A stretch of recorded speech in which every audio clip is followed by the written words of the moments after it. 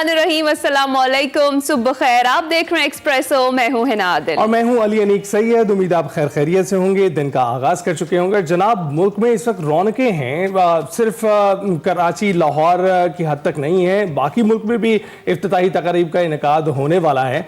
और अगर कराची की बात करें तो कल चैंपियंस ट्रॉफी के शायान शान इनेकाद के सिलसिले में लाहौर के गजाफी स्टेडियम के बाद अब नेशनल स्टेडियम कराची का भी इफ्तिताह कर दिया गया है और तज़य्युन और आइश के बाद आतिशबाजी का शानदार मुजाहरा किया गया है।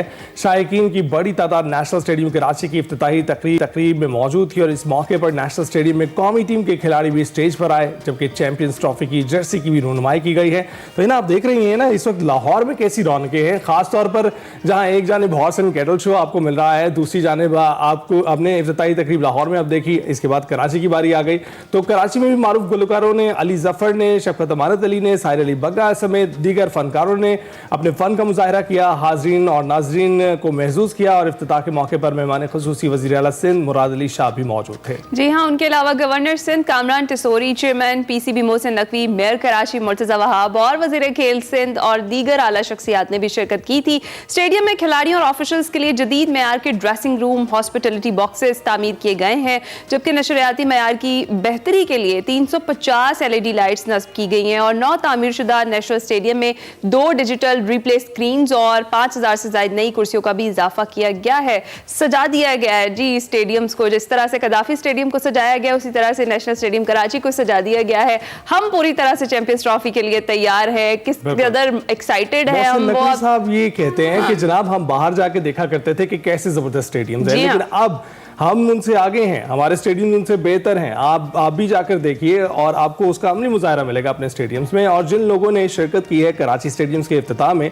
वो जान गए होंगे कि जो शबाना रोज़ मेहनत हमारे मजदूरों ने की है वहाँ पर, वो सबके सामने है। कुर्सियाँ लाइट्स की हद तक नहीं है, उसे कुशादा करने में, उसके व्यू को बेहतर करने में भी। और अब ये कह लें कि चौकों और छक्कों का जो तूफान है वो लाहौर से कराची मुंतकिल हो गया, तो ये भी दुरुस्त है जी। जो ट्रायंगुलर सीरीज है हमारी, अब उसके बकिया मैचेस नेशनल स्टेडियम कराची में होने हैं। और जनाब क्रिकेट की ही हम बात कर रहे हैं तो 3 मुल्की वनडे सीरीज का अब जो तीसरा मैच है आज पाकिस्तान और जनूबी अफ्रीका के दरमियान नेशनल स्टेडियम कराची में ही खेला जाना है और मैच दिन 2 बजे शुरू होना है।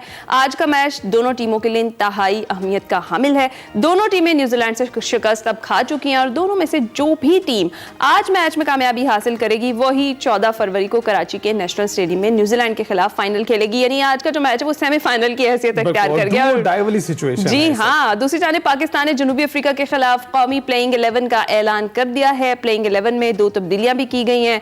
कामरान गुलाम की जगह सऊद शकील और हारिस रऊफ की जगह मोहम्मद हुसैन को टीम में शामिल कर लिया गया। और पाकिस्तान क्रिकेट बोर्ड के चेयरमैन मोहसिन नकवी ने कौमी टीम पर जो तनकीद करने वाले हैं उनको ये मशवरा दिया है कि हमारी टीम चाहे जीते या हारे उसको सपोर्ट करना चाहिए। उन्होंने कहा कि जिस तरह पिछले नताइज दिए वैसे ही आगे भी नताइज मिलेंगे। पीसीबी को रिजवान टीम और सिलेक्शन टीम पर पूरा भरोसा है। अब सवाल यह है कि 3 मुल्की सीरीज के फाइनल में न्यूजीलैंड का मुकाबला रहेगा। इस तमाम तर सूरत हाल पर बात करने के लिए हमारे साथ मौजूद हैं हमारे खास गेस्ट, स्पोर्ट्स के तजज़ियाकार रिशाद महमूद साहब और इरफान ज़हीर साहब। आप दोनों साहिबान का बहुत शुक्रिया। सबसे पहले रिशाद साहब आपकी जानिब आते हैं। मैच तो अभी होना है, उस पर तो तस्करा होगा ही, लेकिन इससे पहले जो कल हुई इफ्तिताही तकरीब कराची में, आपने कैसा देखा? शायकीन का जो एक सैलाब उमड़ा है वहाँ पर, हज़ारों शायकीन ने क्रिकेट ने वहाँ शिरकत की, तो इस मौके पर इफ्तिताही तकरीब पर आप क्या तासुरात देंगे? जी हाँ, बिल्कुल बिलाशुबा एक बेहतरीन तकरीब थी। लाहौर की तरह यहाँ भी बहुत ही रंगारंग तकरीब थी। बड़े भरपूर अंदाज में शायकीन ने, फैंस ने उसमें हिस्सा लिया और डिग्नेटरीज भी मौजूद थे और फायरवर्क्स भी थे।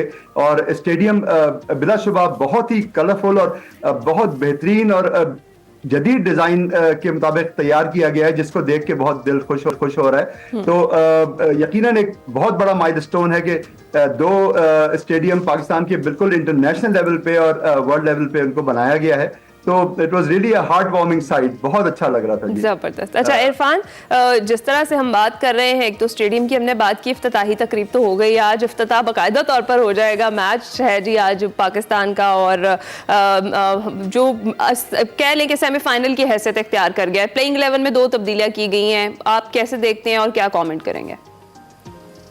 देखिए, ऑब्वियसली ये पाकिस्तान के लिए बड़े एजाज की बात है कि आप जब अपग्रेडेशन की बात करें, रेनोवेशन की बात करें, तो शायद वक्त की डिमांड भी थी। मैं हमेशा बात करता हूँ कि ग्रेजुअली होना चाहिए था, पर लास्ट सेवरल ईयर से कुछ काम हुआ नहीं समहाउ। शायद हमारे जो चेयरमैन आए वो इतने स्ट्रांग नहीं थे, बट ये जितने स्ट्रांग हैं, और इनके पास कहना चाहिए कि ब्लेसिंग इन डिस्गाइज ही कह सकते हैं आप, कि इनके पास वो तमाम इख्तियारात हैं जो प्रीवियस जितने भी चेयरमैन आए उनके पास नहीं थे। तो इन्होंने खैर वो जो 29 ईयर्स के बाद एक मेगा इवेंट हमने होस्ट करना है उसकी रिक्वायरमेंट के अकॉर्डिंगली इन्होंने किया, बड़ी अच्छी बात है। अभी जैसे ही चैंपियन ट्रॉफी और PSL होगा, अभी इस पे और काम होगा। अभी ये स्टैंड्स दोबारा से इसको भी अपग्रेड किया जाएगा, इसकी इन्हेंसमेंट भी की जाएगी, जिसका कल उन्होंने खैर जिक्र भी किया। तो अभी मेरा ख्याल है काम होना है, और इसी तरह पिंडी स्टेडियम पे भी मजीद काम किया जाएगा। फिर इस्लामाबाद में भी एक नया स्टेडियम बनाना है, फिर इसी तरह उन्होंने मुजफ्फराबाद स्टेडियम की भी बात की। तो इस तरह की वो चीजें करना चाह रहे हैं जो कि बड़ी खुशाइन है। ऑलरेडी उन्होंने बताया हमें भी उस दिन प्रेस कॉन्फ्रेंस के अंदर भी और वैसे भी कि 14-15 वो स्टेडियम तैयार करना चाह रहे हैं। तो ये बड़ी अच्छी एक चीज है कि खुशाइन चीज है, बिल्कुल ठीक। रिशाद साहब आप बताइएगा। जी कंटिन्यू कीजिएगा इरफान साहब ji. Coming back to your question के स्क्वाड कैसा है, ऑब्वियसली मेरा ख्याल है यही 2 चेंजेस बनती थी। ठीक चेंजेस है। जहाँ तक बात की जाए कि जब हारिस रऊफ इंजर्ड हुए तो ऑब्वियसली जो स्नैन ऑलरेडी स्क्वाड में है उनको रखा गया है, बिल्कुल ठीक है। और ये लास्ट 2-3 सीरीज में भी आपकी टीम का फीचर थे। हमेशा मैं ये कहता हूँ कि प्रोसेस को फॉलो करना चाहिए। साउथ कील अगर आपके स्क्वाड में होता है तो फिर आपकी प्लेइंग 11 में भी आता है। मुझे नहीं लगता कहीं भी कि वो बाहर बैठते हैं। इसकी रीजन ये है कि इन पिचेस के ऊपर ये सबसे अच्छा खेलते हैं। अब क्वेश्चन जो आता है कि उनको किस बैटिंग ऑर्डर पे लेके आया जाएगा, किस नंबर पे खिलाया जाएगा, ये एक बड़ा इंपॉर्टेंस रखता है। मुझे कहीं ना कहीं लगता है कि बाबर को थोड़ा सा रिलैक्स करना चाहिए। बाबर का जो उनको ऑलरेडी नंबर है उसी पे रखना चाहिए। बट मुझे लगता है टीम सिलेक्शन जो है, जो टीम मैनेजमेंट है, थिंक टैंक है, वो बाबर से ही ओपन करवाएगी। और साउथ शकील को जो है नंबर P3 पे रख के और उनको कहेंगे कि आप एंकर का रोल प्ले करें, थोड़ा लंबा करें इनिंग्स को, इसके साथ जाएगी। मुझे इसमें जो सिलेक्शन के वाले से बात करें, अगर वैसे तो चैंपियन ट्रॉफी के स्क्वाड में कोई चेंजिंग नहीं की गई, बट मेरा मानना यह है कि कहीं ना कहीं आपको मोहम्मद अली जैसा बॉलर जरूर चाहिए था, जो लास्ट PSL के अंदर आपका सेकंड हाईएस्ट विकेट टेकर था ओसामा मीर के बाद। और अभी भी जितने भी आपके चैंपियन कप 2 हुए हैं, डोमेस्टिक कप जो हुआ, T20 भी हुआ है, उसमें सबसे बेस्ट बॉलर के तौर पे सामने आया। वो वाइड बॉलर है जो बड़े कंसिस्टेंट बेसिस के ऊपर हार्ड बॉल करता है और अच्छे पेस के साथ विकेट लेता है। कोई भी बॉलर इतना कंसिस्टेंट बेसिस पे डोमेस्टिक में आउट नहीं करता रहा। तो मुझे लगता है कहीं ना कहीं आपका, अगर खुदा न खास्ता हारिस रऊफ की इंजरी लंबी होती है, वो इंजरी प्रोन तो है ही है वो, तो आपको उनको कैरी करना चाहिए, क्योंकि 3 प्लेयर आपने रिजर्व में भी रखने हैं। काफी लोग इस पे बात नहीं कर रहे, बट ये मैं बताता चलूं, 15 का स्क्वाड है, 3 प्लेयर आपके रिजर्व में होंगे। तो रिजर्व में शायद मुझे लगता है कहीं ना कहीं मोहम्मद अली को भी, मामूल हक को भी आप रखेंगे और एक स्पिनर को भी रखेंगे। अच्छा। उनका मकसद ये है कि किसी प्लेयर को जब अगर इंजरी होती है तो उन रिजर्व प्लेयर के साथ आप रिप्लेस कर सकते हैं स्क्वाड के लिए। राइट। तो रिशाद साहब अब आपकी तरफ आते हैं। आप बताइएगा कि जो 2 तब्दीलियां की गई हैं, हम तो उम्मीद कर रहे थे कि चैंपियंस ट्रॉफी के लिए स्क्वाड में तब्दीली की जाएगी, लेकिन सिर्फ मैच की हद तक की गई। और साथ बयान आया मोहसिन नकवी साहब का, उन्होंने कहा है कि हम हारे या जीते, अपनी टीम को आप सपोर्ट करें और जैसे पिछली कारकर्दगी दिखाते रहे हैं वैसे ही अब भी दिखाते रहेंगे। तो आप इस बयान पर क्या कहेंगे? पिछली कौन सी कारकर्दगी को वो मेंशन कर रहे हैं, और अब जो स्क्वाड में तब्दीली है क्या वो काफी है? जी देखिए, मैं वाकई बहुत मायूस हुआ हूँ इस बात से कि पाकिस्तान ने चैंपियंस ट्रॉफी स्क्वाड में कोई तब्दीली नहीं की, जबकि डेडलाइन कल गुजर गई। और बड़ी उम्मीद हो रही थी, क्योंकि कुछ नाम भी आ रहे थे कुछ तरफ से कि सुफियान मुकीम, साजिद खान और इसके अलावा इरफानुल्लाह नियाजी, इन लोगों के नाम आ रहे थे। और ये तब्दीलियां सोचता हूँ कि पहले ही ओरिजिनल स्क्वाड में इन लोगों को होना चाहिए था। नागुज़ीर है तब्दीलियां इस वजह से कि आप देखिए कि अगर न्यूजीलैंड से जो हमारी हार है, अगर वो हमें कुछ नहीं सिखा रही, तो मैं नहीं समझता कि आगे कोई पाकिस्तान कोई बहुत ज्यादा सक्सेस हासिल कर सकेगा। क्योंकि जो बैटिंग भी आप देख रहे हैं, बॉलिंग भी आप देख रहे हैं, दोनों इस वक्त काम हो रही है। अगर फखर जमान वाहिद आदमी नजर आ रहे हैं, जो वाहिद प्लेयर नजर आ रहे हैं जो कंसिस्टेंटली स्कोर कर रहे हैं, बाकी प्लेयर्स में कॉन्फिडेंस का फुकदान भी नजर आ रहा है। और बॉलर्स ने आप देखिए कितने रन्स कंसीड किए। तो इस तरह हादसा नहीं है टीम का, यानी एक जिसे कहते हैं कि एक वेल ऑयल्ड एक यूनिट नजर नहीं आ रही टीम पाकिस्तान की, जो किसी बड़ी टीम को सही मानों में थ्रेटन कर सके या बहुत ज्यादा मार्जिन से हरा सके। तो वो आई एम सॉरी टू से, लेकिन पाकिस्तान का कोई श्योर फायर विनिंग स्क्वाड नहीं लग रहा है जो पाकिस्तान चैंपियंस ट्रॉफी का। ठीक है जी। उसके अलावा एक मैं कमेंट ये करना चाहूंगा कि देखिए स्टेडियम बहुत अच्छे बनाए, लेकिन जो लाहौर में जो हादसा हुआ, जो रविंद्र जख्मी हुए, उसमें ये बड़ा जरूरी था कि जो लाइट्स लगी हैं, लाइट्स को आपने ग्राउंड पे तो चलिए टेस्ट कर लिया, लेकिन उनके जो एंगल्स हैं कि वो कहीं प्लेयर्स की आंखों में तो नहीं आ रहे, या उसकी जो टावर्स जो लगे हैं क्या उनकी पोजीशनिंग सही है, ये बड़ा जरूरी था। तो वो हादसा हुआ, उसके बाद फिर इमीडिएटली अगला मैच डे में शिफ्ट किया गया, तो जाहिर है वो उसको देख रहे हैं, लेकिन ये चीजें भी बहुत ज्यादा क्रूशियल होती हैं डेफिनेटली। बिल्कुल ठीक है। अच्छा इरफान, आप क्या कहेंगे अगर हम पहले मैच की अपनी बात करें इसी सीरीज के, तो बाबर को फखर के साथ ओपनर भेजा गया और अनफॉर्चुनेटली जो बाबर है वो सिर्फ 10 रन ही बना सके। फिर उसके बाद जो हमारे पुराने क्रिकेटर्स हैं उनकी तरफ से भी बड़ी तनकीद की गई, बहुत सारे क्रिकेट शायकीन ने भी तनकीद की बाबर के ऊपर। अब सवाल ये है कि अगर बाबर से ओपन नहीं कराते तो फिर बाबर की जगह किसको भेजा जा सकता है? देखिए आपके पास ऑप्शन काफी है। मेरा तो वैसे अपना जाती ख्याल है कि Rizwan is the ideal candidate. आप रिजवान टी20 पे ओपन करता है, वो दारे का यूज कर सकता है, रिजवान को फखर के साथ ओपन करवाया जा सकता है। बट दूसरा ये कि अगर आप डोमेस्टिक में भी देखते हैं तो आपके तैयब ताहिर ने भी काफी डोमेस्टिक में ओपनिंग की हुई है। फिर इसी तरह अगर आप देखें तो साउथ शकील ने भी बहुत ज्यादा ओपन की हुई है। अगर आप अपने कोर को डिस्टर्ब नहीं करना चाहते तो आप साउथ शकील से भी करवा सकते हैं, बट साउथ शकील से इस वजह से नहीं करवाएंगे कि south Shakeel is the only player जो स्पिन को अच्छा खेलता है। अभी आपकी जो करंट टीम खेल रही है इसमें साउथ शकील के अलावा कोई भी ऐसा प्लेयर नहीं है जो स्पिन को अच्छा खेले। हाँ, सलमान अली आगा थोड़ा बेहतर खेलते हैं, बट उतना अच्छा कोई भी नहीं खेलता कि जो हमेशा से एक बड़ा इजीली मैनेज कर सके। तो साउथ शकील को मेरा ख्याल है मिडिल ओवर में यूज किया जाएगा। अच्छा। और अभी तक तो इनके यही प्लान है कि बाबर के साथ ही जा रहे हैं एज ए ओपनर। बट मेरा अपना जाती राय अगर पूछे तो मैं समझता हूँ कि रिजवान अगर ओपन करते हैं तो आपके ज्यादा स्टेबिलिटी आ जाती है और स्टेबल होगा, बिल्कुल सेटर में खेल सकते हैं। तो रिशाद साहब आप बताइएगा कि बाबर के बारे में जो अभी इरफान साहब कह रहे हैं कि उनको ऊपर खिलाया जा रहा है, तो कोर की भी बात कर रहे हैं इरफान साहब के कोर में पहले शायद जो है स्कोर हो रहा था, आपके मुताबिक हो रहा था? क्योंकि कोर भी फेल होती हुई दिखाई दे रही थी। बाबर 20-30 रन करते थे और बाकी सारे ढेर हो जाते थे, तो उनको आगे पीछे कर लेने से कोई आपको मसला लग रहा है? जी हाँ, देखिए मुझे ये लग रहा है एक यानी अननेचुरल स्पॉट है बाबर के लिए ओपनिंग का। वो मुझे नहीं लगता कि बहुत ज्यादा सेटल हो पाएंगे। ये तो आप देखिए उनके रिकॉर्ड ने भी प्रूव किया कि नंबर 3 पे और नंबर 4 पे उनके रन्स बहुत ज्यादा हैं और ओपनर के तौर पे उनकी वो सक्सेस नहीं है। तो ये एक डेफिनेटली एक मेकशिफ्ट अरेंजमेंट है, लेकिन कोई बहुत ज्यादा कामयाब होता हुआ अभी तक नजर नहीं आ रहा। दूसरी एक बात मैं ये कहना चाहूंगा, देखिए हम जो एक टीम के बड़े प्लेयर्स होते हैं, जिस तरह के न्यूजीलैंड में केन विलियमसन हैं या ग्लेन फिलिप्स हैं। आप देखिए केन विलियमसन ने 7 महीने का ब्रेक लिया था इंटरनेशनल क्रिकेट से और T20 क्रिकेट से अपनी कैप्टनसी जब उन्होंने स्टेप डाउन किया था, तो उस 7 महीने के बाद जब वो आए हैं तो 3 सेंचुरीज बना चुके हैं वो तकरीबन 11 मैचेस में। इतना जबरदस्त फॉर्म है विलियमसन का, और अभी उन्होंने कराची में भी लाहौर में भी इतनी बेहतरीन बैटिंग की। तो ये बड़े प्लेयर्स से तो ये होता है कि आपको तवक्कात होती है कि वो अगर 100% नहीं तो कम से कम 80% डिलीवर करेंगे। तो वो चीज बाबर की नजर नहीं आ रही। उनकी इनकंसिस्टेंसी फॉर्मेट्स में जारी है, तो बड़ा सवालिया निशान है जिसपे। सही है। और इरफान, एक तो ये कि जो हारिस रऊफ की जगह पे आकिब जावेद को शामिल किया गया है, वो कैसा एडिशन साबित होंगे? और दूसरा ये कि साउथ अफ्रीका की गेम आपने देखी, आज फिर पाकिस्तान को किस स्ट्रेटजी के साथ उनके खिलाफ मैदान में उतरना चाहिए, बताएंगे आप?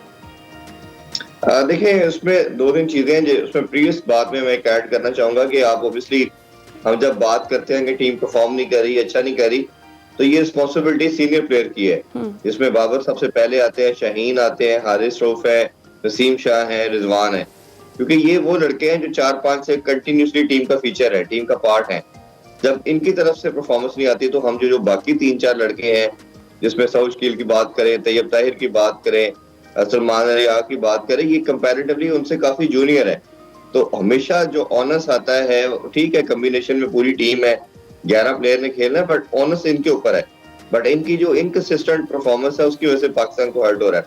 बाकी जो आपने पूछा कि साउथ अफ्रीका ने, हम उनको उनके घर में 3 वर्ल्ड वॉश करके आए हैं, बड़ा शानदार हम क्रिकेट खेले, बट साउथ अफ्रीका को अगर आप देखें जो न्यूजीलैंड से मैच आ रहा है उनके 6-7 प्लेयर तो है ही नहीं थे जो मेन टीम का पार्ट होते हैं। प्रॉब्ली शायद वो चैंपियन ट्रॉफी के स्क्वाड में आएंगे, वो ज्वाइन करेंगे। अभी तो उनका जो स्क्वाड है उसमें आधे टीम प्लेयर हैं, आधे नहीं है। तो वो अपने लड़कों को उनके लिए ये शायद इतनी ज्यादा ये मैटर नहीं कर रही, ट्राई नेशन वो ज्यादा उसको आई कर रहे हैं।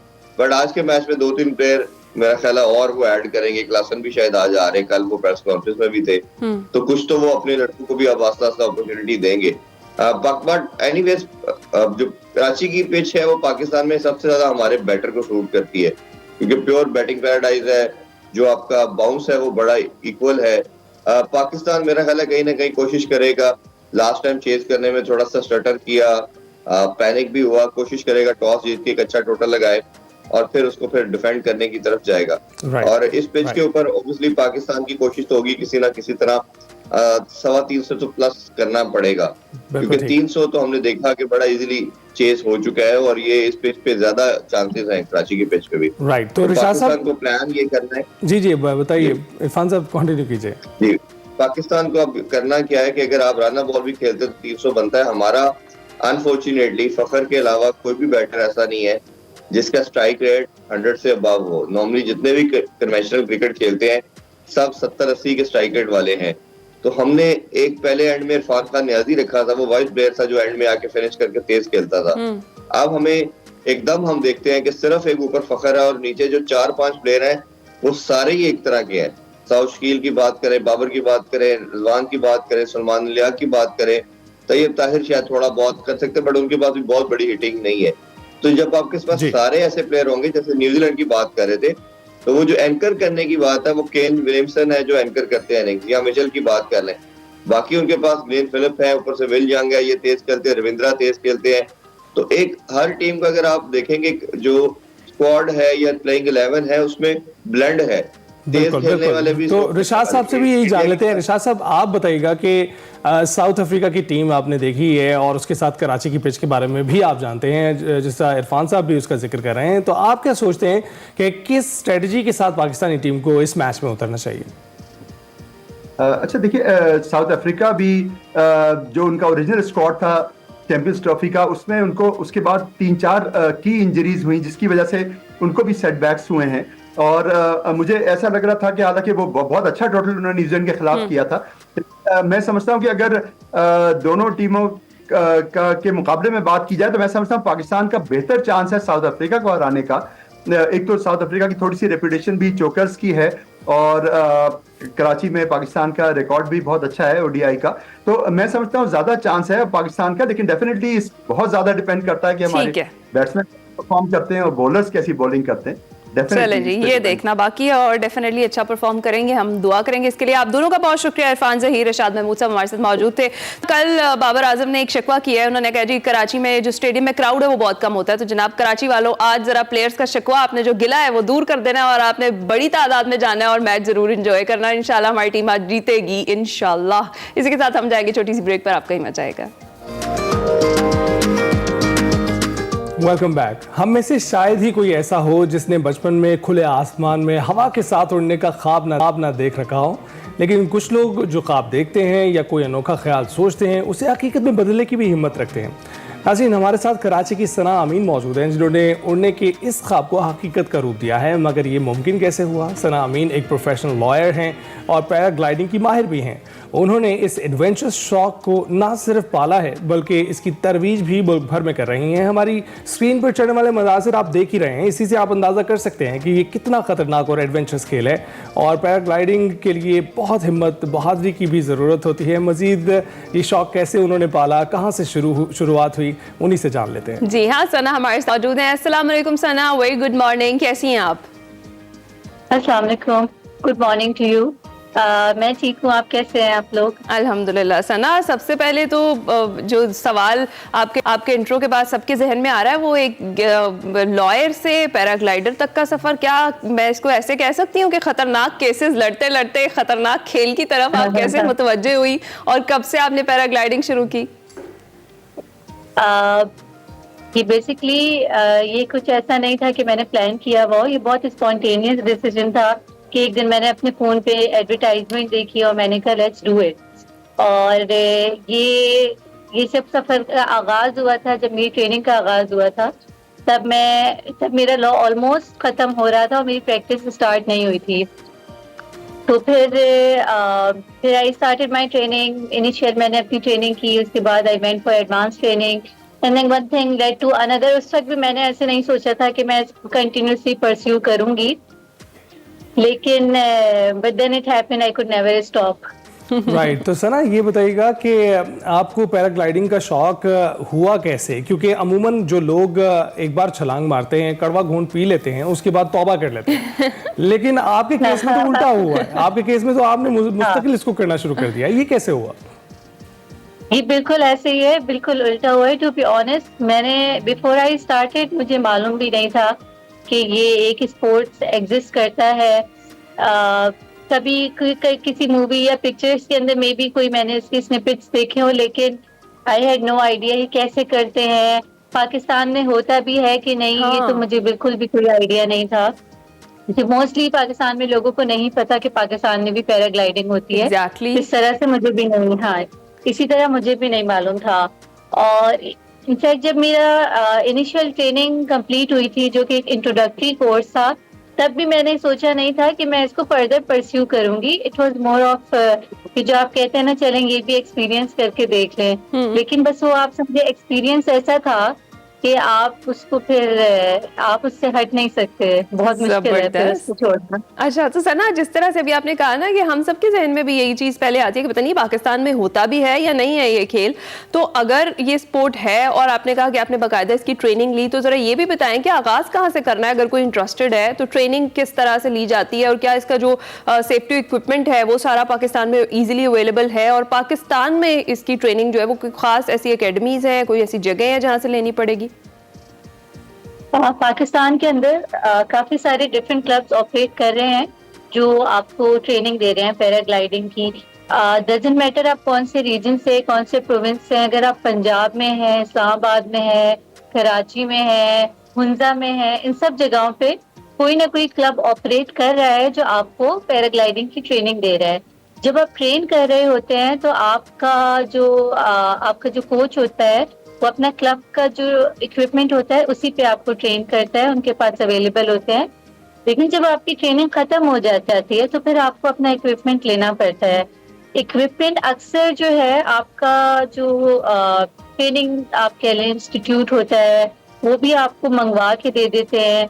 कभी यहाँ पे कोई बेच रहा हो तो मिल जाता है, लेकिन अगर ना भी मिले तो वो इतना कोई मुश्किल काम नहीं है। वो आप जो है काफी सारे ग्रुप्स हैं इंटरनेट के ऊपर जहाँ पे आप जाएं और वहाँ पे आप अपना जो भी आपको कैटेगरी वेट रेंज के हिसाब से इक्विपमेंट चाहिए आप वहाँ पे ढूंढे तो आपको आसानी से मिल सकता है।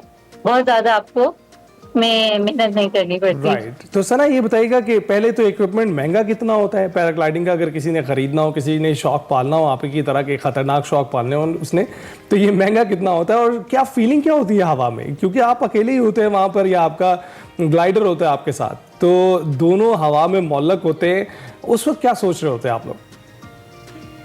अच्छा, ये जो फर्स्ट जो आपका क्वेश्चन है कि पैराग्लाइडिंग का जो इक्विपमेंट है उसकी कॉस्ट क्या है, ये थोड़ा सा एक्सपेंसिव है in comparison to conventional sports. इसकी अगर आप यूज में कोई अच्छी कंडीशन के अंदर पूरा किट लें तो इट कॉस्ट अराउंड 800,000 700,000 रुपीज, और अगर आप नए पे जाएंगे तो फिर वो 13, 14, 12 की रेंज में आपको एक अच्छा इक्विपमेंट नया मिल जाएगा। लेकिन यूज में आपको पुराना भी आई थिंक 500,000 600,000 तक का मिल जाता है। Okay okay. और फीलिंग दूसरा जो आपका क्वेश्चन था कि वहाँ पे जाके क्या फीलिंग होती है, तो आई एम श्योर ये सबका अलग अलग एक्सपीरियंस रहता होगा, लेकिन for me it's a very spiritual experience. When you are out there in the air, सिर्फ आप होते हैं और आपको पता होता है now you are at the mercy of God and nature only. Quiet experience होगा। तो सना मुझे ये बताएं कि अभी आपने जिक्र किया कैटेगरीज भी होती हैं, इसमें कोई डिफरेंट कैटेगरीज होती हैं पैराग्लाइडिंग में भी, और वो कौन कौन सी हैं? पैराग्लाइडिंग में नहीं कैटेगरीज होती, पैराग्लाइडिंग तो एक ही स्पोर्ट्स है। इक्विपमेंट के अंदर जो है बेसिकली कैटेगरीज होती हैं। वो एक बिगनर लेवल इक्विपमेंट होते हैं ENA के, फिर ENV होता है, फिर ENC होते हैं जो एक्रो स्पीड विंग्स वगैरह होते हैं। वो बेसिकली जब आप स्टार्ट करते हैं तो आप ENA पे जाते हैं जो कि बिगनर लेवल बेसिक इक्विपमेंट है, बहुत सेफ है। उसके बाद जब आप ऑफ कोर्स आपके फ्लाइट टाइम बढ़ता जाता है, आपके नंबर ऑफ फ्लाइट्स बढ़ते जाते हैं, एक्सपीरियंस बढ़ता जाता है, उसके बाद आप अपना इक्विपमेंट को एडवांस करते हैं, फिर आप ENV पे जाते हैं, ENVC पे जाते हैं। That's how it works. Right तो ये बताइएगा सना, आपने जगह जगह पाकिस्तान में एक्सपीरियंस किया है पैराग्लाइडिंग, आपको सबसे ज्यादा मजा कहाँ पर आता है? ये बहुत मुश्किल क्वेश्चन है क्योंकि ऐसी कोई जगह नहीं है जहाँ मुझे मजा नहीं आता। हमें वैसे पर्सनली अपने कराची के पास जो एक जगह है कच्छ कुल्हाड़ा उसका नाम है, हब से थोड़ा सा आगे जाके, वो हमें बहुत फीजिबल पड़ती है। ओके इसलिए कराची के पास है, 1-1.5 घंटे के अंदर आप वहाँ पे पहुँच जाते हैं। तो जो लोग कराची में रहते हैं उनके लिए वो सूटेबल है। लेकिन जब हमें ज्यादा पहाड़ों का शौक हो रहा हो या ज्यादा हाइट से फ्लाई करने का शौक हो रहा है तो फिर मुजफ्फराबाद से आगे ऊपर, आपने नाम सुना होगा, हो सकता है आपने देखी भी हो जगह, पीर चनासी, एक बहुत खूबसूरत जगह है। फिर वहाँ से वो बहुत अच्छी जगह है फ्लाई करने की। जबरदस्त। और इस तरह पाकिस्तान बेसिकली पैराग्लाइडिंग के लिए हम कहते हैं हेवन है हर लिहाज से। माउंटेन्स भी हमारे पास हैं और खूबसूरती भी यहाँ पे है। तो आप हुंजा से कर लें, आप कश्मीर से कर लें, आप चकवाल से कर लें, यहाँ आप जहाँ से भी कर लें, इट्स वेरी ब्यूटीफुल। तो सना, आपके बहुत सारे लोग मेरी तरह जो है ना वो इंस्पायर हो गए हैं, कोई क्विक सा मैसेज उन्हें देंगी पैराग्लाइडिंग के लिए कि भाई इसके लिए इक्विपमेंट तो ठीक है, हिम्मत और बहादुरी की बहुत ज्यादा जरूरत होती है? मेरा मैसेज सिर्फ ये है, अगर आप ये करना चाहते हैं तो ज्यादा सोचे नहीं कि क्या होगा कैसा होगा, आप ट्रेन करें। जब आप ट्रेन करते हैं तो विद टाइम इन प्रैक्टिस हिम्मत भी आ जाती है, इक्विपमेंट भी आ ही जाता है और आप कर गुजरते हैं।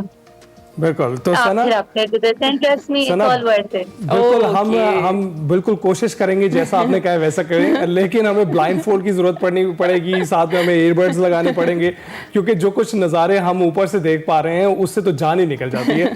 सना, थैंक यू वेरी मच हमसे बात करने के लिए। और आपने देखा है कि हमारी खवातीन कितनी बहादुर हैं और कैसे कैसे कारनामे सर अंजाम दे रही हैं। ब्रेक के बाद आसना। Welcome back. सेगमेंट एक्सप्रेसो किताब में आज बात हो रही है नॉवल तन्हाई के 100 साल पढ़ना क्यों मुश्किल है और कैसे पढ़ा जाए। आइए देखते हैं। अस्सलाम वालेकुम नाज़रीन, मैं वकार अहमद और आप देख रहे हैं एक्सप्रेसो किताब। आज बात करेंगे एक बहुत ही ज़बरदस्त किस्म की किताब पे, मशहूरी ज़माना नावल पे। गार्शिया मार्केस का नावल है तन्हाई के 100 साल, 100 Years of Solitude।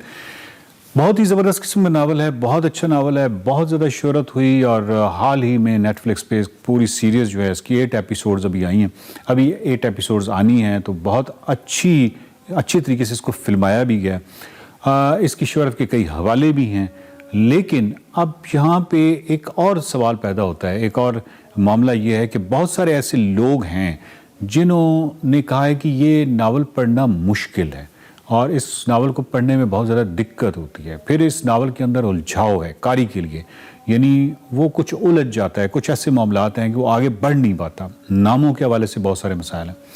ये वो तमाम चीज़ें हैं जो कि इस नावल का हिस्सा हैं और हर बड़े नावल का हिस्सा है। हर बड़ा नावल ना सिर्फ लिखना मुश्किल होता है बल्कि उसके कारी के लिए भी बहुत सा इम्तिहान होता है। यानी कारी जो है वो भी, उसके लिए भी इतना आसान नहीं होता कोई भी बड़ा नावल पढ़ना।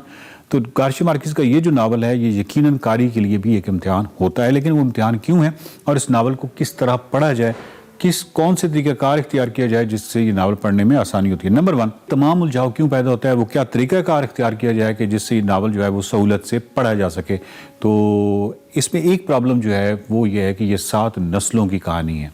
अब वो जो 7 नस्लों की कहानी है उसमें नाम बहुत ज़्यादा रिपीट है। मतलब बोइंदा फैमिली जो है उसके अंदर जो मुख्तलिफ नाम है, जिस तरह जोज़े अर्कीदो है तो वो एक नाम है, उसके बाद वही बेटे का नाम है, वही पोते का नाम है। अब आपको ये समझ नहीं आती कि ये किस वाले जोज़े की बात हो रही है, ये किस वाले जोज़े अर्कीदो की बात हो रही है, बोइंदा फैमिली में ये किसकी बात हो रही है।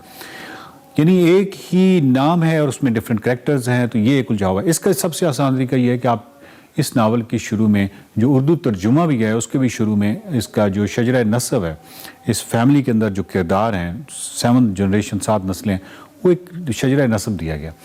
उसको बहुत बहुत बगौर देख लें और वहाँ पे अपने जहन में इस गोइंदा फैमिली का पूरा एक नक्शा जो है वो बिठा दें। मसला ये है कि राइटर ऐसे क्यों करता है, इसमें एक तो एक मैजिकल रियलिज्म है।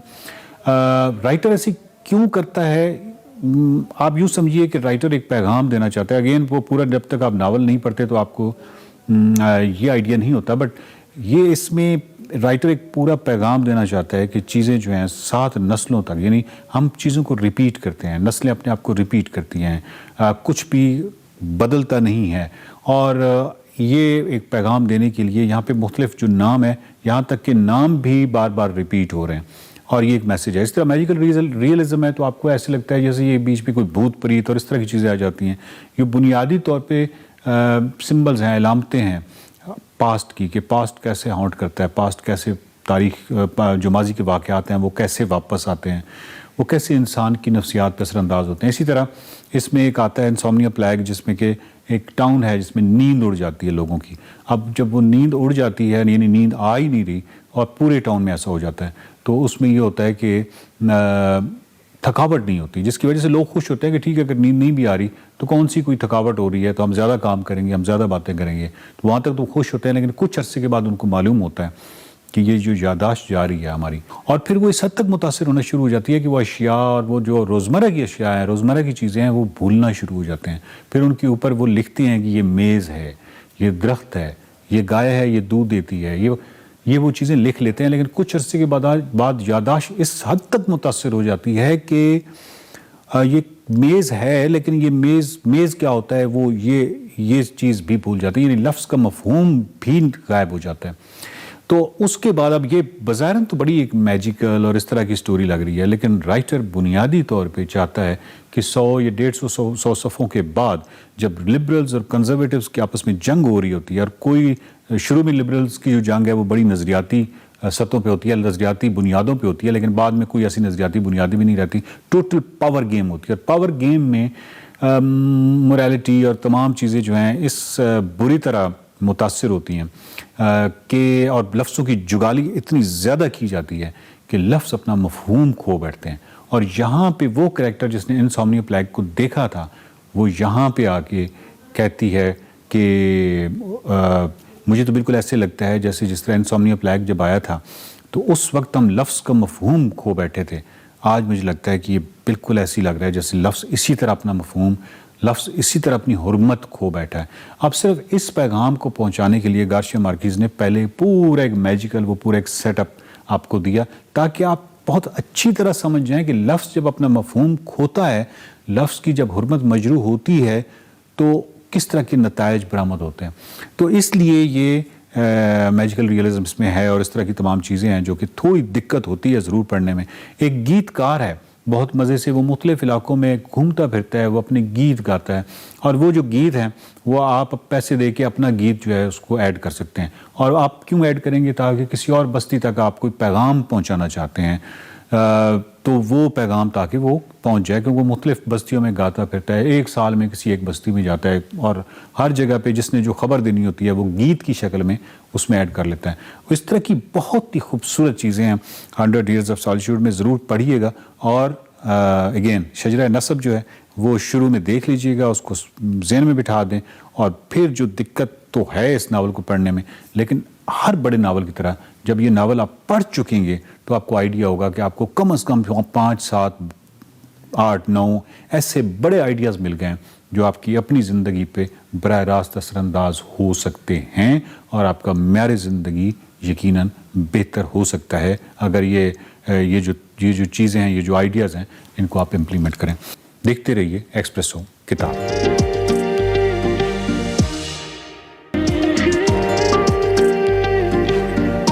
प्रोग्राम प्रोग्राम के दूसरे हिस्से में खुशामदीद जी। टॉप ऑफ द आवर जरा इकोनॉमी की बात कर लेते हैं। IMF का पाकिस्तान में गवर्नेंस और करप्शन जांचने के लिए नया मिशन दौरा पाकिस्तान पर है और मिशन 14 फरवरी तक अपना दौरा जारी रखेगा। IMF मिशन ने पाकिस्तान में जजेस की तकर्रुरी, अदालती खुदमुख्तारी और आज़ादी का भी जायजा लेना है, जिसके हवाले से गुज़िश्ता रोज IMF वफ्द की चीफ जस्टिस ऑफ पाकिस्तान से मुलाकात हुई। सहाफ़ियों को मुलाकात का मकसद बताते हुए चीफ जस्टिस याहिया अफरीदी ने यह कहा कि IMF वफ्द ने कहा कि माहिदों की पासदारी और प्रॉपर्टी हुकूक के बारे में हम जानना चाहते हैं। मैंने जवाब दिया कि इस पर इस्लाहात कर रहे हैं। जारी एलामिया में ये कहा गया है कि चीफ जस्टिस ने वफ्द को बताया पाकिस्तान में अदलिया एक आज़ाद इदारा है और बतौर सरबरा इसकी खुदमुख्तारी का तहफ़्फ़ुज़ उनकी जिम्मेदारी है। आमतौर पर अदलिया के ऐसे मिशन से बराह रास्त रब्ता नहीं होता, चूँकि वज़ारत ख़जाना की दरख्वास्त पर यह मुलाकात हो रही है, इसलिए वो अपने ख़यालात और तबसरों में मोहतात रहेंगे। और एलामिया के मुताबिक IMF के वफ्द ने कानूनी और इदारा जाती इस्तेहकाम को बरकरार रखने में अदलिया के किरदार को सराहा। और उधर कौमी असम्बली की कायमा कमेटी बराए खजाना का इजलास गुज़िश्ता रोज हुआ। कमेटी के जो चेयरमैन रुकन कौमी असम्बली नवीद कमर है, उनकी ज़ेर सदारती मुनाकिद हुआ था और इजलास में चेयरमैन FBR ने यह कहा कि जाहिर करदा आमदन से ज़्यादा मालियत की ट्रांजेक्शंस करने वाले अफराद के गिर्द अब घेरा तंग करने का फैसला कर लिया गया है। FBR इस मकसद के लिए बैंकों की खिदमात हासिल करेगा। चेयरमैन FBR ने यह भी कहा कि बैंक के साथ टैक्स दहिंदगान की आमदन और टर्नओवर का डेटा भी शेयर किया जाएगा और बैंक के साथ डेटा शनाख्ती कार्ड की बुनियाद पर शेयर होगा। बैंक मुतालिका शख्स की ट्रांजैक्शन का हजम FBR के डेटा से मुताबिकत रखने पर रिपोर्ट भी देगा। इस पर बात करने के लिए हमारे साथ मौजूद हैं डॉक्टर खाकान नजीब, हमारे मुआशियात हैं। डॉक्टर साहब बहुत शुक्रिया हमें ज्वाइन करने के लिए। आप कैसे हैं? Thank you so much, I am fine. Doctor साहब सबसे पहले तो हम मुलाकात पर बात करना चाहेंगे कि IMF के वफ्द की जो मुलाकात हुई है, इसको आप किस निगाह से देखते हैं, क्योंकि इस पर चीफ जस्टिस जो हैं वो भी वजाहतें दे रहे हैं कि ये वजारत ख़जाना की जानिब से जो हिदायत हैं या उनकी तरफ से जो दरख्वास्त की गई थी उसके मुताबिक मुलाकात हुई है, तो आप इसको किस निगाह से देखते हैं? देखिए, एक तो बात यह है कि जो पाकिस्तान ने डॉक्यूमेंट साइन किया था सितंबर 2024 में, जिसके तहत IMF के साथ एक एग्रीमेंट हुआ था, उस डॉक्यूमेंट को कहते हैं memorandum of economic and financial policies. उसमें अथॉरिटीज़ ने एक स्ट्रक्चरल बेंचमार्क एग्री किया था कि पाकिस्तान जो है विल गो थ्रू जो गवर्नेंस एंड करप्शन डायग्नोस्टिक है फ्रेमवर्क IMF का। ये 2018 में मुरतब हुआ था और उसमें कई अफ्रीकन कंट्रीज और अभी श्रीलंका का उन्होंने यही काम किया है। और पाकिस्तान जो है will go through this diagnostic और उसके बाद एक स्ट्रक्चरल बेंचमार्क ये कहता है कि 2025 जुलाई में इस पे एक रिपोर्ट मुरतब होगी। इसके कई एरियाज हैं जिसमें डिस्कशन होनी है। रूल ऑफ लॉस का एक एरिया है, उसके तहत आपने देखा कि जो चीफ जस्टिस हैं उनसे पाकिस्तान की मुलाकात हुई इसकी। अब आप इस पे तो आर्ग्यू कर सकते हैं कि बेहतर अगर आप निगोशिएट कर लें और आप इस तरह निगोशिएट करें कि इस तरह की चीज़ें ना आएँ, ये बिल्कुल बात हो सकती है। बट चूंकि अथॉरिटीज़ ने उस वक्त ही ये एग्री कर लिया था कि हम we will go through this framework, so उसके तनाजुल में ये मुलाकात हुई है। क्या मतलब इसके नताइज होंगे? देखिए, नताइज ऐसा होता है, पहले ऐसे वफूद इस तरह की मुलाकातें पहले भी करते रहे हैं, क्या ये मामूल की कार्रवाई है? देखिए, इस दफ़ा जो IMF की इंगेजमेंट है इट्स स्लाइटली मोर जिसे कहेंगे broad based than it was before. पहले तो फेडरल गवर्नमेंट के हद तक, जिसका मतलब है मालियाती खसारा संभालना, बैरूनी खसारा संभालना, एनर्जी डेफिसिट संभालना, यहाँ तक IMF का प्रोग्राम जो है पाकिस्तान के साथ इंगेज रहता था। अब वो जो प्रोग्राम है वो प्रोविंसेस पर भी मुहित है और अब ये एक रिपोर्ट भी पाकिस्तान पे बन रही है। इससे पहले फॉर एग्जाम्पल अगर आप देखें तो स्टेट बैंक के तनाजुल में एक TA मिशन, ये TA मिशंस होते हैं, टेक्निकल असिस्टेंस मिशंस। ये फर्क है फ्रॉम द मार्च मिशन जो आ रहा है पाकिस्तान को रिव्यू करने के लिए। सो एक तो ये बात बिल्कुल क्लैरिटी से हमें समझनी है। अब क्या हम इससे नतीजा निकालेंगे? कई चीज़ें निकलेंगी जो फिर MEFP का पार्ट बनेंगी, इसीलिए इस मिशन को बड़ा केयरली हैंडल करना चाहिए बिकॉज इसके 6 एरियाज हैं जिसमें ये बातचीत होनी है। फिस्कल गवर्नेंस, मालियाती गवर्नेंस, स्टेट बैंक की oversight, market regulation, rule of law, AML,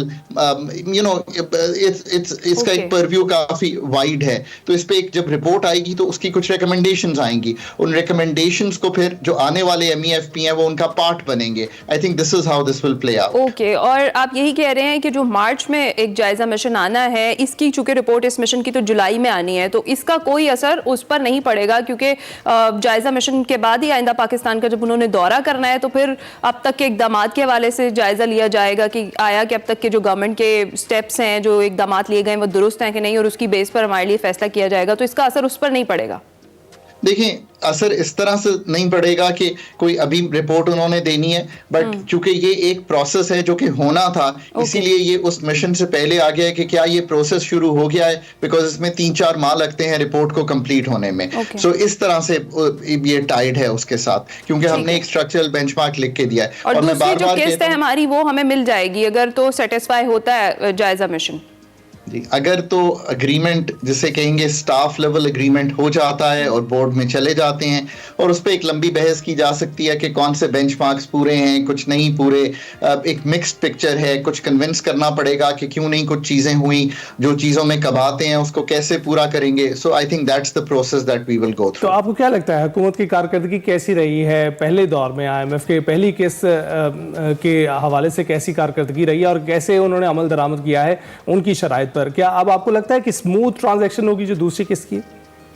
देखिए, कई चीज़ें तो जैसे मालियाती खसारा है, प्राइमरी खसारा है, उन पे तो ठीक तवज्जो दी गई है और पूरे भी कर लिए गए हैं। FBR के कुछ शॉर्टफॉल्स हैं, ताजिर दोस्त स्कीम के कुछ शॉर्टफॉल्स हैं, इसी तरह कुछ बेंचमार्क्स थे जिसमें सॉवरन वेल्थ फंड को देखना था, वो भी पूरे नहीं हुए, पर रिजर्व्स का बिल्डअप अच्छा है। So it's a mixed picture, और हमेशा ऐसे ही होता है कि पूरी चीज़ें तो कंप्लीट कभी नहीं हो पाती, पर उस पर फिर आप अपना एक लाए अमल देते हैं कि जो चीज़ें नहीं हुई हैं उनको कैसे ठीक करेंगे। I think that's the way to progress in this. Okay, तो डॉक्टर साहब ये तो स्टेट के मामलात हो गए, और बातें भी बड़ी सारी की जा रही हैं हुकूमत की जानिब से कि भाई ये सब कुछ बड़े आराम सुकून से हो रहा है क्योंकि मुआशी आशारिया बेहतरी की जानिब गामजन है और सब कुछ बहुत अच्छे से चल रहा है। लेकिन अगर एक आम आदमी की जानिब देखा जाए तो उस तक तो वो रिलीफ नहीं मिल रहा है जिसका बार बार कहा जा रहा है, और जिस महंगाई में कमी का इंदिया दिया जा रहा है या जो फैक्ट्स एंड फिगर्स बताए जा रहे हैं वो रिलीफ आम आदमी तक नहीं पहुंच रहा। तो क्या वो फिर अभी सुकून से ही बैठे, क्योंकि अभी मुस्तकबिल करीब में तो आम आदमी को रिलीफ मिलता हुआ हम नहीं देख रहे?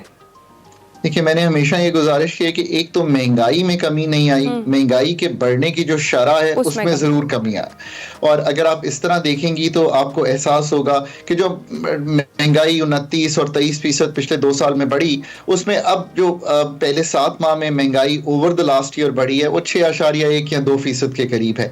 सो रिलीफ इतना है जरूर कि महंगाई 15% नहीं बढ़ गई पहले 6 माह में या 7 माह में।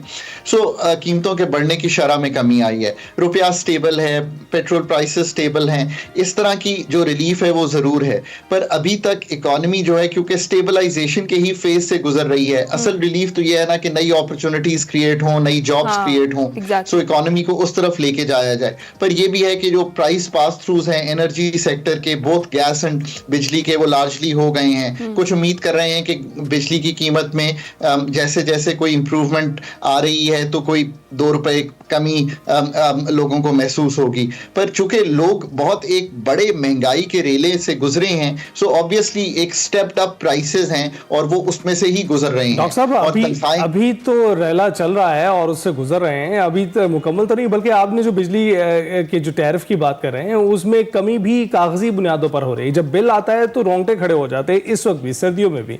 तो अभी आप क्या सोचते हैं, कोई अब हिकमत अमली है हुकूमत के पास कि जो अब ये कागजी कार्रवाई हो रही है उसको अमली तौर पर कम से कम रमजान में तो शुरू करें? देखिए ना, एक तो डायरेक्ट रिलीफ है जो इनकम सपोर्ट के थ्रू दी जा सकती है। दूसरी जो रिलीफ है वो यही है कि इस सारे सेक्टर को ठीक करें और इसमें कंपटीशन पैदा करें। और जैसे कि आप टेलीकॉम में देखते हैं, इतने टेलीकॉम ऑपरेटर्स हैं, उनमें competition has derived prices down, तो उस तरफ जाने की कोशिश करें। अब ये एक ऐसा लाए अमल है जिसके लिए बहुत हार्ड वर्क और बहुत लॉन्ग टर्म काम करना पड़ेगा। बिजली की निजकारी कंपनियों की, डिस्कोस की भी, जेनकोस की भी, रेगुलेटरी मैकेनिज्म्स को ठीक करना, पॉलिसी फ्रेमवर्क्स को ठीक करना, चाइनीज के साथ मुआहिदे जाकर दोबारा गुफ्तगू करना, टैरिफ को रिफॉर्म करना। अब ये this is very serious work and very involving work. ये खाली ऑन द एजेस चीजें ठीक करके आई थिंक होगा नहीं। ठीक है। और डॉक्टर साहब, इन दी एंड में चाहूंगी, जिस तरह से अली ने रमज़ान का जिक्र किया तो करीबन 15 दिन रह गए। हमें पता है सारे के सारे ज़ख़ीरा अंदोज़ भी एक्टिव हो जाते हैं और पिस्ती अवाम ही है और महंगाई के सारे चक्कर में। तो क्या अवाम को कोई मशवरा देंगे, क्या स्ट्रेटजी अपना कर वो अपने जो रमज़ान है उसको बेहतर कर सकते हैं, अपनी ख़रीदारी बेहतर कर सकते हैं, और इसके अलावा हुकूमत से भी अगर किसी किस्म का शॉर्ट टर्म रिलीफ जो है वो मिल सके इस महीने में ख़ासतौर पर आवाम को? देखिए, एक तो यही है कि होलसेल बाइंग करनी चाहिए सो दैट आप ऐसी चीज़ें रमज़ान से पहले ड्राई राशन एटलीस्ट जो है उसको अपने पास रख लें ताकि आपको जाकर महंगे दामों ना खरीदना पड़े। इसी तरह ज़्यादा रिलाई करें अच्छी चीज़ें खाने पे, फ्रूट्स एंड वेजिटेबल्स खाएं, दालें खाएं which is a good source of protein. एक तो मशवरा ये है। दूसरा ऑफ कोर्स मैं हमेशा कहता हूँ कि अवाम को चाहिए कि अगर उनके बच्चों ने मैट्रिक किया हुआ है तो वो 8वीं की तालीम दें, कुछ अपनी इनकम को ऐड करें। जब तक आज तक जो तालीम है उससे जो नीचे के बच्चे हैं उनको पढ़ाना शुरू करें। कोई हॉकी खेलता है तो हॉकी सिखाने की तालीम दे दे। पाकिस्तान में जब तक अपनी इनकम्स को सप्लीमेंट नहीं करेंगे तो मैं समझ सकता हूँ कि ये एक मुख्तलिफ दौर है। फिर इसी तरह अपने घर को एनर्जी एफिशिएंट करें, कोशिश करें कि ज़्यादा से ज़्यादा दिन में बिजली ना जलानी पड़े, आप सूरज का इस्तेमाल करें। ये वो चीज़ें हैं, अगर सोलर लगवा सकते हैं तो उस तरफ जाएं। I think those are the things one can do कि ये वक्त गुजरे। हुकूमत तो ऑफ कोर्स कोई रिलीफ पैकेज देगी ही, प्रोविंसेस की सतह पर भी और फेडरल की सतह पर भी। आई होप कि ये पैकेज ऐसे हों जो डायरेक्टली लोगों की जेब में पैसे डाल सकें ताकि लोगों को जो वो चाहते हैं चीज़ जिस पर खर्च करना वो उस पर खर्च करने के काबिल हों। बिल्कुल डॉक्टर साहब, बहुत बहुत शुक्रिया हमसे गुफ्तगू करने के लिए। उम्मीद तो यही है कि हुकूमत जेब से पैसे निकालने की बजाय जेब में पैसे डाले कि मईशत का पहिया चल सके। और आप देख रहे हैं, कल हमने मनाया था दाल का डे। दालों की कीमतें भी अगर देखें तो वो चिकन के बराबर हो गई, चिकन की कीमत देखें मटन के बराबर हो गई, और मटन की देखें तो वो सैमन मछली के बराबर आ गई है। तो बहुत मुश्किल है एक आम आदमी के लिए इस मईशत में अपना घर संभालना। तो उम्मीद यही करते हैं कि हुकूमत कोई हिकमत अमली अपनाएगी जिसमें रमज़ान में रिलीफ पैकेज भी देगी। ब्रेक के बाद हासिल। वेलकम बैक जनाब। पाकिस्तान समेत दुनिया भर में आज एपिलेप्सी डे मनाया जा रहा है, यानी कि मिर्गी का दिन मनाया जा रहा है। मिर्गी का आलमी दिन हर साल फरवरी के दूसरे हफ्ते में मनाया जाता है और अचानक बेहोश हो जाना, झटके लगना, दांतों पे ज़बान आ जाना मर्ज़ की अलामत हैं। तिबी माहिरीन ये कहते हैं कि मिर्गी भूत प्रेत नहीं है बल्कि एक दिमागी मर्ज़ है। दुरुस्त इलाज और बरवक्त दवा लेने से मरीज़ ठीक भी हो सकता है। और एक अंदाजे के मुताबिक पाकिस्तान में 3 मिलियन के करीब और दुनिया भर में तकरीबन 65 मिलियन अफराद इस मर्ज़ का शिकार हैं। और ये काबिल इलाज असाबी मर्ज़ है, लेकिन बदकिस्मती से इस मर्ज़ के हवाले से आगाही ना होने के बराबर है। यही वजह है कि हमारे यहाँ इस मर्ज़ का इलाज नहीं करवाया जाता है। और मुतासरा मरीज़ को कैसे ट्रीट करें और जब इसका दौरा पड़े तो कौन सी एहतियाती तदाबीर इख्तियार करें, इस पर आज हम बात करें। जी हाँ, हमारे साथ मौजूद हैं डॉक्टर शिलान खालिद, न्यूरोलॉजिस्ट हैं। अस्सलाम वालेकुम डॉक्टर साहब, गुड मॉर्निंग, कैसे हैं आप? मैं डॉक्टर इस्माइल बात कर रहा हूँ, आप खैरियत से हैं? अल्हम्दुलिल्लाह। डॉक्टर साहब, सबसे पहले तो हम ये बात करें कि आगाही नहीं है इस मर्ज़ के हवाले से। ज़्यादातर मिथ से रिलेट किया जाता है कि कोई भूत प्रेत है या कुछ इस तरह की चीज़ों का अटैक है, तो उस वजह से इस मरीज़ को ऐसी हाल का सामना करना पड़ रहा है। बहुत सारे लोगों को नहीं पता होता, जबकि ये काबिल इलाज एक एसाबी मर्ज़ है, इसको ट्रीट किया जा सकता है। तो आज के दिन की अहमियत के हवाले से आप क्या कहेंगे? जी, बहुत बहुत शुक्रिया आपका मुझे मदद करने का। बिल्कुल आपने सही कहा कि ये हमारी जो असाब यानी न्यूरोलॉजिकल डिजीज़ है और इसके अंदर जो हमारी इलेक्ट्रिकल ट्रांसमिशन है दिमाग की, जिसको हम बरकी सरगर्मी भी कहते हैं, उसके अंदर खलल पैदा होने से हमें फिर जो ये दौरे या झटके जिनको हम सीजर्स कहते हैं वो होते हैं। ये बिल्कुल काबिल इलाज है जी। 70% के करीब लोग जो बल्कि सीजर फ्री भी हो सकते हैं अगर उनको सही टाइम पे हम तशखीस और इलाज करें। पूरी दुनिया के अंदर जो 80% बल्कि जो मिर्गी के मरीज हैं वो लोअर मिडिल कंट्रीज में पाए जाते हैं, और मिड जिस तरह हमारा मुल्क है। तो ये बड़ा ज़रूरी है जी कि इसके लिए आप डॉक्टर के पास जाएं, ना कि खुद कोई इलाज करें और ना कि ये कोई भूत प्रेत है। राइट। तो डॉक्टर साहब ये बताइएगा कि क्या जिस्म में क्या तब्दीली आती है जिसकी वजह से ये मर्ज़ पैदा होता है? जी, बेसिकली जो हमारा दिमाग है वो इलेक्ट्रिकल ट्रांसमिशन का मजमूआ है, और अगर आपके सर पे चोट लगे, स्ट्रोक हो, फालिज का अटैक हो जाए, इन्फेक्शन हो जाए, या फिर ड्यूरिंग डिलीवरी या बच्चे की नशोनुमा जो माँ के पेट में सही ना हो, तो उसकी वजह से वो जो ट्रांसमिशन है उसमें खलल आ सकती है या फिर प्रॉब्लम्स आती हैं। तो उसकी बिना पे फिर आपको फिर दौरे पड़ते हैं, जो उसका एक साइन है। ओके, तो डॉक्टर इस्माइल हमें ये बताएं कि जब बच्चे या बड़े को इसका अटैक होता है तो कौन कौन से ऐसे दिमाग में खुलियात हैं जो मुतासर होते हैं, और जो मुतासरा मरीज़ है, पेशेंट है, उसको सारा दिन भी मिर्गी का दौरा पड़ता है, इसकी क्या रीज़न है? जी बिल्कुल, देखें जी, हर दिमाग के जिस पार्ट में भी इसका खलल पैदा होगी उसके फिर अपने सिम्टम्स पैदा होंगे। सिर्फ हमारा आगे वाला लोब फ्रंट है तो फिर उसके अंदर आपकी पर्सनालिटी में भी चेंजेस आ सकती हैं। अगर आपका टेम्पोरल है, पीछे वाला है, तो फिर आपको टाइम लैप्स में समझ नहीं आएगी। लेकिन इसमें इंपॉर्टेंट चीज ये है कि दिन में इसलिए लोगों को ज्यादा पता चलता है, हालांकि रात को भी हो सकती है, कि अगर उनकी नींद में कमी है, ज़हनी दबाव है, वो दवाई मिस कर रहे हैं और फिर उनकी चेंज ऑफ रूटीन है, उसकी वजह से फिर जब उनके सामने ये अटैक होते हैं तो फिर जरूरी ये है कि प्रिकॉशंस ली जाए, जो बहुत इंपॉर्टेंट है हमारे लोगों को पता होने के लिए कि करना क्या एग्जैक्टली। उसमें यह है कि जैसे ही अगर खुदा ना खास्ता किसी को सीजर पड़ा है तो सबसे पहले तो जिस बंदे ने देखा वो काम दे, उसको बिल्कुल पैनिक होने की जरूरत नहीं है। वो उनको लेफ्ट साइड पे रोटेट करे और बिल्कुल पानी नहीं पिलाना, खाना नहीं खिलाना, कोई कपड़ा नहीं रखना दांत के दरमियान।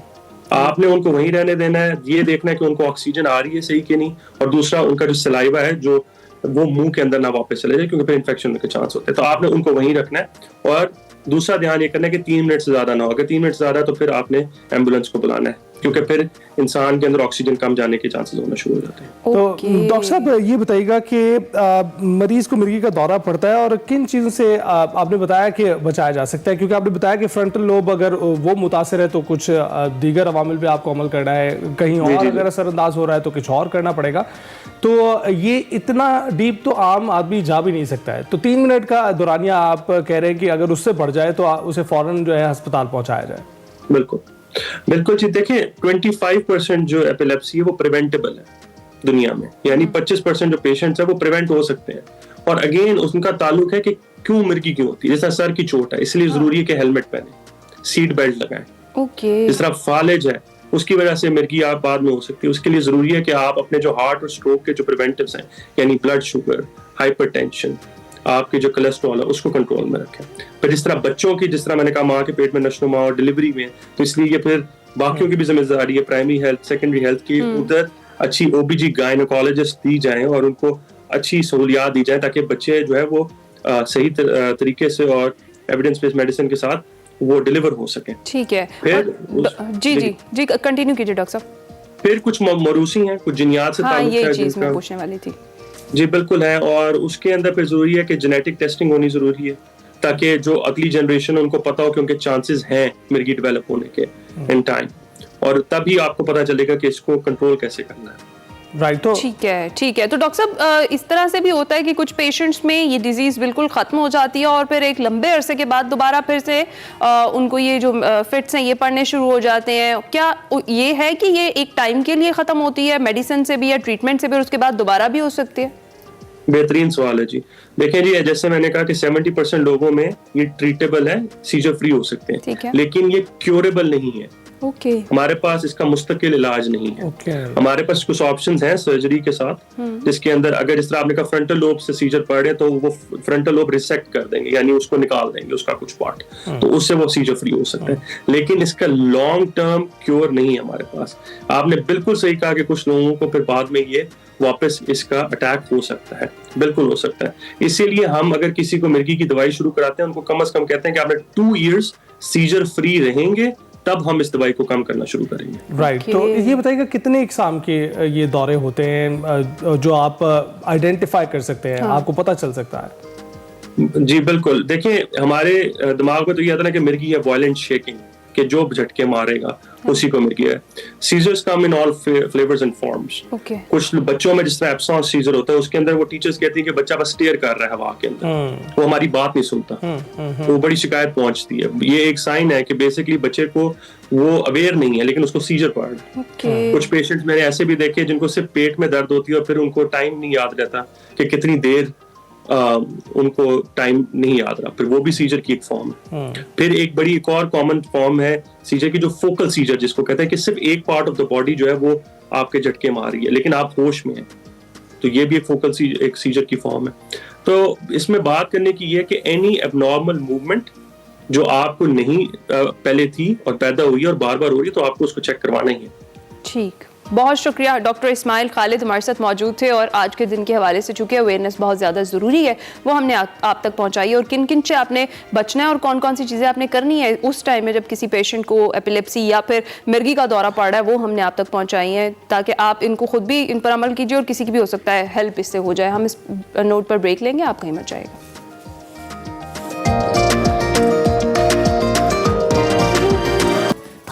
वाह। आपने देखी लिए, सुनने में ही बहुत महसूस करने वाला है। प्रोग्राम में आज आपकी मुलाकात करवाते हैं गिलगित की जन्नत नज़ीर वादी हुंजा से ताल्लुक़ रखने वाली गुलकारा सिद्रा कंवल से, जिन्होंने हाल ही में गिलगित की मकामी ज़बान में गाना अंबरे पौमीर रिलीज़ किया है, जिसमें सिद्रा की मेलोडियस वॉइस सुनकर हर कोई उनकी आवाज़ का दीवाना बन गया है। सिद्रा ने 14 साल की उम्र में चीन में परफॉर्मेंस से अपने म्यूज़िक करियर का आगाज़ किया था। सिद्रा गायकी के साथ साथ रुबाब बजाने में भी महारत हासिल रखती हैं। जी हाँ, हमें ज्वाइन कर चुकी हैं सिद्रा कंवल और उनके साथ साथ साकिब सलीम हमारे साथ मौजूद होंगे जो गिटार प्ले कर रहे हैं। अस्सलाम वालेकुम, सुबह खैर आप दोनों को, कैसे हैं आप? अस्सलाम वालेकुम। वालेकुम अस्सलाम। सिद्रा खैरियत से अल्हम्दुलिल्लाह, आप सुनाएं, आप कैसे हैं? अल्हम्दुलिल्लाह। सिद्रा आप बताइएगा, इतना खूबसूरत गाना सुबह ही सुबह दिल खुश हो गया सुन के और इतना ज़्यादा मेस्मराइजिंग था कि हम गुम हो गए उसको सुनते हुए। कैसे आपको ख्याल आया कि आपने सिंगिंग करनी है और ये जो 14 साल की उम्र में आपने चीन में सिंगिंग से अपने करियर का आगाज़ किया, उस स्टोरी के हवाले से भी हमें ज़रा बताएं। First of all thank you so much for having me. मैंने जो अपने करियर का आगाज़ किया इट वाज 2014 में, जब मैं 14 साल की थी तब मैंने अपने करियर का आगाज़ किया। मैं स्कूल में ऐसे ही गाने का शौक़ था, जो भी इवेंट होती थी आई वाज लाइक मुझे गाना है, हर जगह मैं गा रही हूँ। So I was quite famous in my school कि मैं गाना गा रही हूँ एवरी इवेंट में। तो मेरे स्कूल की तरफ से मुझे एक अपॉर्चुनिटी मिली कि मैं the 5th China Xinjiang international children art festival में परफॉर्म करूं। सो ऑडिशन हुई हमारे स्कूल में, फिर उन लोगों ने मेरी सिलेक्शन की वहाँ से। तब तक ऑनेस्टली मुझे कोई ख़्याल नहीं था कि म्यूज़िक में बंदा करियर भी बना सकता है अपना।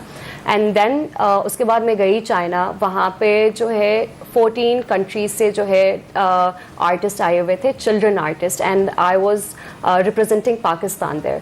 तो this was very something new and मेरे लिए फ़र्स्ट टाइम एक बहुत बड़ी वो एक अचीवमेंट। एंड वहाँ से मेरी जो है जर्नी शुरू हुई। आफ्टर दैट इट वाज मैंने शुरू किया, आई स्टार्टेड परफॉर्मिंग, फिर मैंने अपने दिमाग में बना लिया कि आई शुड परस्यू इट। तो आप बताइएगा सिद्रा, किस तरह से आपने चूज़ किया कि आपका जॉनरा कौन से होने वाला है? क्योंकि आपकी आवाज़ में एक सुकून है, एक मतानत है, जब सुनते हैं तो मज़ा आता है। कैसे आपने चूज़ किया? किसी ने आपको बताया या आपने खुद मुंतखब किया? नहीं, मैं इसी जॉनरा में ही गाती थी क्योंकि मुझे जॉनरा का आइडिया था नहीं स्टार्टिंग में। When I was in Hunza, मुझे एक ही जॉनरा में, हमें इतना आइडिया नहीं था कि म्यूज़िक में डिफरेंट जॉनराज होते हैं सिंगिंग में।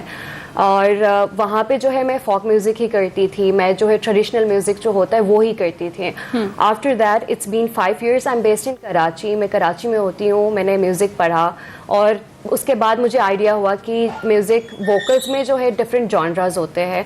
उसके बाद I can sing in different genres, folk, pop या फिर जैज़ या फिर ब्लूज़, जो भी हो I can sing in different genres. ज़बरदस्त। और सिद्रा का पसंदीदा कौन सा है?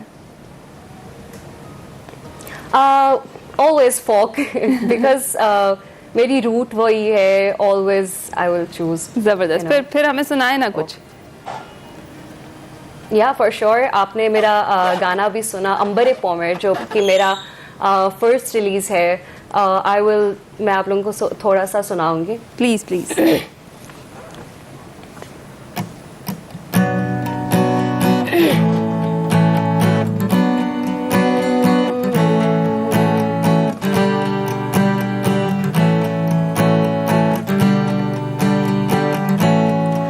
सर खोए बुलंद फरियाद करताम, सर खोए बुलंद फरियाद करताम, अली शेर खुदाई तायद करताम, अली शेर खुदाई तायद करताम।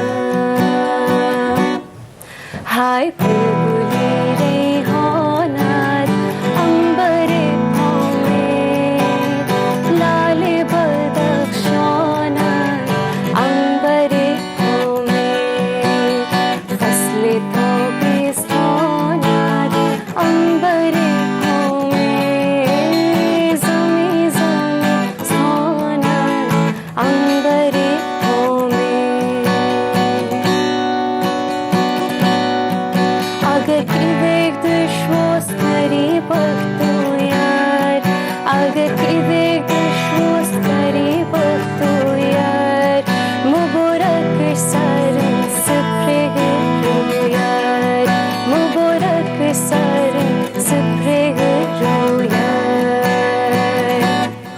हाय बुलबुली रेहानात अंबरे कोमेर लाले बदख्शानात अंबरे कोमेर फसले ताबिस्तानात अंबरे कोमेर ज़मी ज़मिस्तानात अंबरे जबरदस्त, कमाल कमाल Sidra. We have to give you this कि जिसने भी ये गाना एक बार सुना है सारा दिन उसके ज़हन में गूंजता रहा होगा। गो के बहुत सारे लोग ये ज़बान नहीं जानते होंगे, लेकिन इसके बावजूद म्यूजिक की एक अपनी ज़बान होती है। चाहेंगे कि सिद्रा बताएं हाँ, इसका सिद्रा, मतलब क्या है? इतने बताइएगा जरा। खूबसूरत लिरिक्स लग रहे थे सुनने में, लेकिन हमें समझ में नहीं आ रहा था।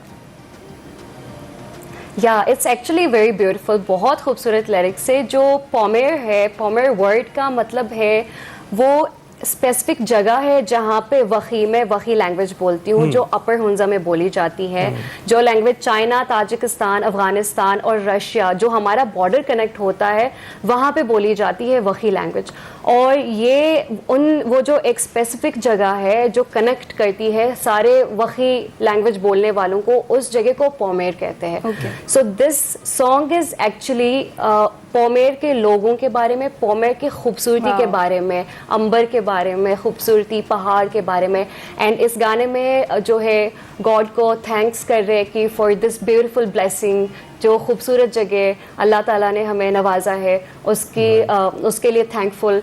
And it's a very beautiful lyrics. यही अभी जिक्र कर रहा था मैं कि इसकी कोई ख़ास लैंग्वेज नहीं होती। अगर आपको नहीं भी लैंग्वेज आती, आप सुनकर वो महसूस कर सकते हैं, क्योंकि आवाज़ों में एक तासीर होती है और वो तासीर से ही पता चल रहा था कि कोई शुक्र अदा हो रहा है। और शुक्रिया इतने खूबसूरत जितनी आप खुद प्यारी हैं उतने खूबसूरत आपने लिरिक्स और इतना खूबसूरत ही आपने गाया है सिद्रा, हमें फ़ैन बना लिया आपने अपना। अच्छा सिद्रा, मुझे ये बताएं कि आपने प्रोफेशनली जब गाना शुरू किया तो उसके लिए आपने कोई ख़ास ट्रेनिंग ली या फिर आपके अंदर ये खुदादाद सलाहियत थी कि आप बचपन से जैसे गा रही हैं आपने कंटिन्यू किया उसे?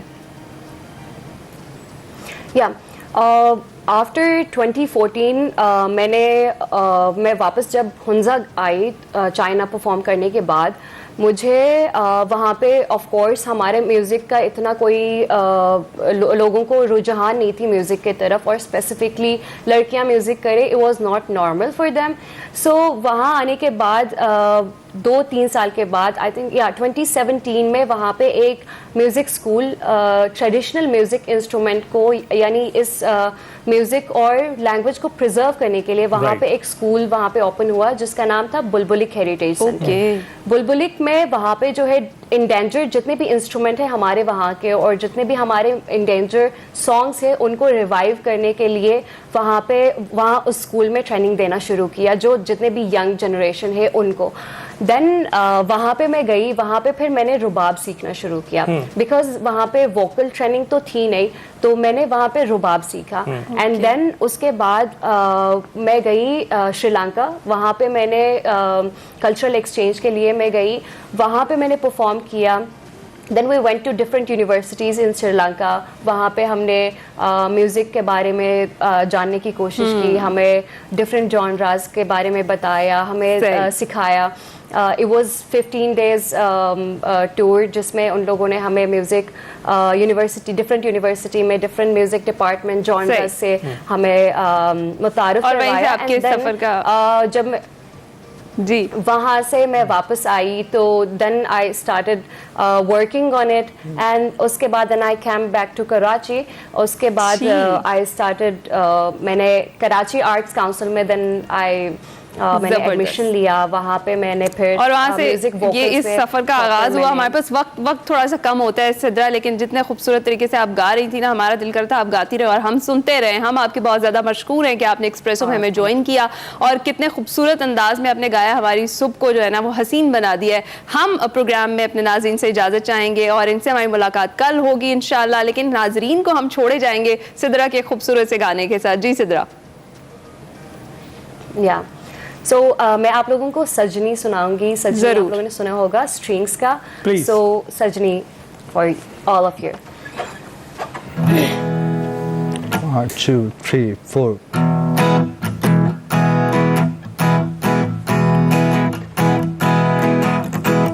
कहना था जो कुछ भी तुझसे